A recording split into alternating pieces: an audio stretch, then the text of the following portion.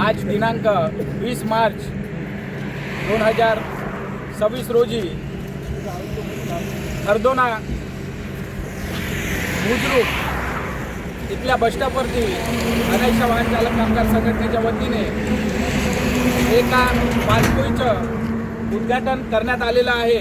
आणि या उद्घाटनाच्या मागचा उद्देश म्हणजे आता आपला गोविंदपूर महामार्ग बनलेला आहे आणि या गोविंदपूर महामार्गामध्ये आलेल्या सर्व बसस्टॉपच्या काठाला होत्या त्या हप्सा सरकारने निस्तनाबूत केलेला आहे।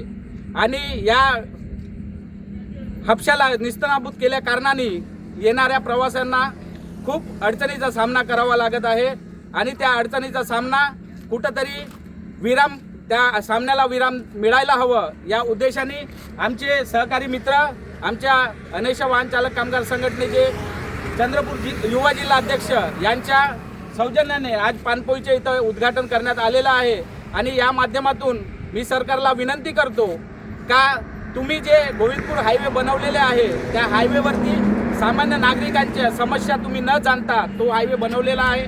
काही गावामध्ये डिवायडरला कट नाही, ते असुरक्षित आहे आणि त्यामध्ये कसल्याही प्रकारची जीवितहानी किंवा कोणतीही हानी होऊ शकते आणि त्या कट नसल्या कारणाने शेतकऱ्यांना या नाहक त्रासाचा सामना करावा लागत आहे।